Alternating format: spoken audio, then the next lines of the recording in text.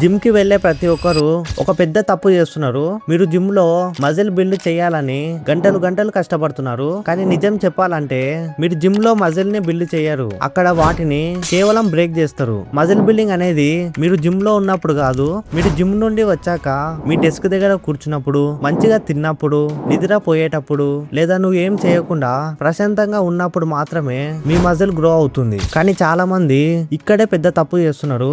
Recovery part లో ఉన్న అసలైన సైన్స్ ని అస్సలు అర్థం చేసుకోరు. మీరు వెయిట్ లిఫ్ట్ చేస్తున్నప్పుడు మీ బ్రెయిన్ నుండి మజిల్స్ కి సిగ్నల్ వెళ్తాయి, అప్పుడు మజిల్ ఫైబర్స్ కాంట్రాక్ట్ అవుతాయి.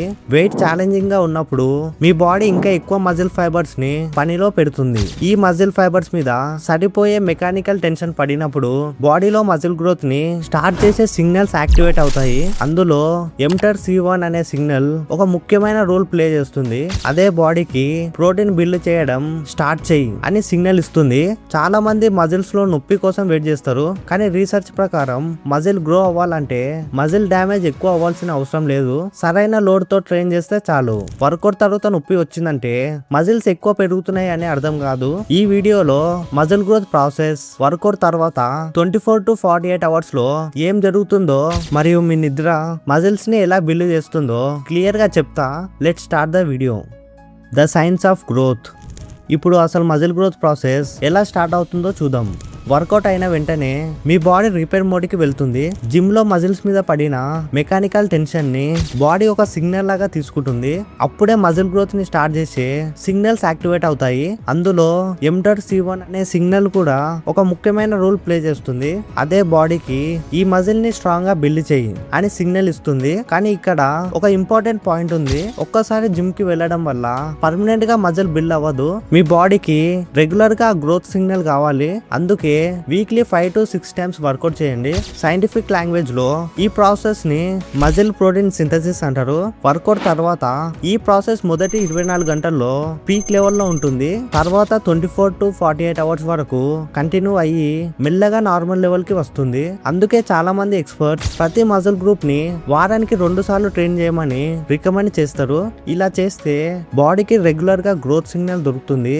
కానీ ఫ్రీక్వెన్సీ ఒకటే సరిపోదు. మీరు రెప్స్ ని ఎలా చేస్తున్నారు అనేది కూడా చాలా ఇంపార్టెంట్. ఫాస్ట్ గా పైకెత్తి అదే స్పీడ్ తో కిందికి వదిలేస్తారు. అలా కాకుండా వెయిట్ ని కంట్రోల్ తో స్లోగా కిందికి దించండి. దీనినే ఎక్సెంట్రిక్ ఫేజ్ అంటారు. ఈ ఫేజ్ లో మజిల్స్ మీద టెన్షన్ ఎక్కువసేపు మెయింటైన్ అవుతుంది. ఆ టెన్షన్ మజిల్ గ్రోత్ ని స్టిమ్యులేట్ చేయడానికి హెల్ప్ చేస్తుంది. కాబట్టి ప్రతి రెప్ ని కంట్రోల్ తో పర్ఫామ్ చేయండి. వెయిట్ ఎక్కువ ఉండడం కంటే కరెక్ట్ ఫామ్ చాలా ఇంపార్టెంట్.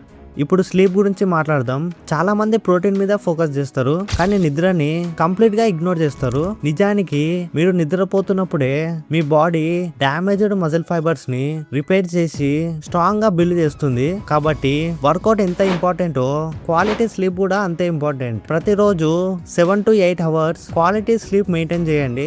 రికవరీ బెటర్ ఉంటుంది. నెక్స్ట్ వర్కౌట్ లో పర్ఫార్మెన్స్ కూడా పీక్స్ లో ఉంటుంది. ప్రోటీన్.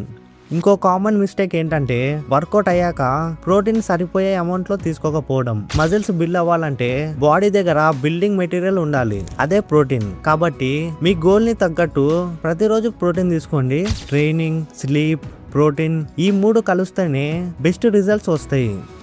Progressive overload. ఫైనల్ గా ఒక గోల్డెన్ రూల్. ఇప్పుడు ఒక వెయిట్ ని కొన్ని మంత్స్ పాటు అలాగే లిఫ్ట్ చేయకండి. కొంచెం వెయిట్ పెంచండి, లేదా ఒక ఎక్స్ట్రా రిప్ చేయండి, లేదా సేమ్ వెయిట్ ని ఇంకా బెటర్ ఫామ్ తో పర్ఫామ్ చేయండి. దీనినే ప్రోగ్రెసివ్ ఓవర్లోడ్ అంటారు. బాడీకి కొత్త ఛాలెంజ్ ఇస్తేనే బాడీ అడాప్ట్ అయ్యి మజిల్ స్ట్రాంగ్ గా పెద్దగా మారుతాయి. Summary and outro. సో ఇక సమ్మరీ చూద్దాం. ఫస్ట్, మజిల్స్ ని కరెక్ట్ టెన్షన్ తో ట్రైన్ చేయండి. సెకండ్, ప్రతి మజిల్ గ్రూప్ ని వారానికి 2 సార్లు టార్గెట్ చేయండి. థర్డ్, రెప్స్ ని కంట్రోల్ తో పర్ఫామ్ చేయండి. Fourth, 7 to 8 hours quality sleep maintain చేయండి. ఫిఫ్త్, సరిపోయే ప్రోటీన్ తీసుకోండి. అండ్ ప్రోగ్రెసివ్ ఓవర్లోడ్ మ్యాండేటరీగా ఫాలో అవ్వండి. గుర్తుపెట్టుకోండి, మజిల్స్ నొప్పి వల్ల పెరగవు, కరెక్ట్ ట్రైనింగ్, ప్రోటీన్, రికవరీ మరియు కన్సిస్టెన్సీ వల్ల పెరుగుతాయి.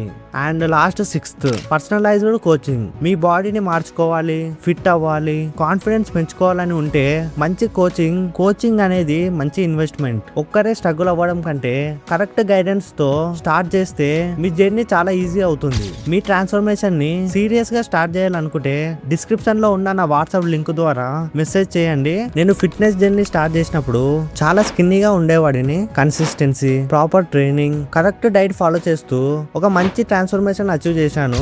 జిమ్ ట్రైనర్ గా 1 సంవత్సరం ఎక్స్పీరియన్స్ ఉంది. ఇంకా కొన్ని సంవత్సరాల నుండి రెగ్యులర్ గా జిమ్ చేస్తున్నాను. అందుకే వెయిట్ గెయిన్, ఫ్యాట్ లాస్ లేదా మజిల్ బిల్డింగ్ కోసం పర్సనలైజ్డ్ కోచింగ్ స్టార్ట్ చేస్తున్నాను. నా యూట్యూబ్ సబ్స్క్రైబర్స్ కోసం స్పెషల్ గా 1 మంత్ కి కేవలం 999 కి ఇస్తున్నాను. ఇందులో మీకు personalised diet plan, weekly workout plan, WhatsApp support మరియు ప్రతి వీక్ ఒక పర్సనల్ ఫోన్ కాల్ ఉంటుంది. కేవలం 20 మెంబర్స్ ని మాత్రమే ఈ బ్యాచ్ లో యాక్సెప్ట్ చేస్తున్నాను. ఇంట్రెస్ట్ ఉంటే డిస్క్రిప్షన్ లో ఉన్న నా వాట్సాప్ లింక్ ద్వారా మెసేజ్ చేయండి. ఇంకా నెక్స్ట్ వీడియోలో కలుద్దాం. This is Eshwar signing of.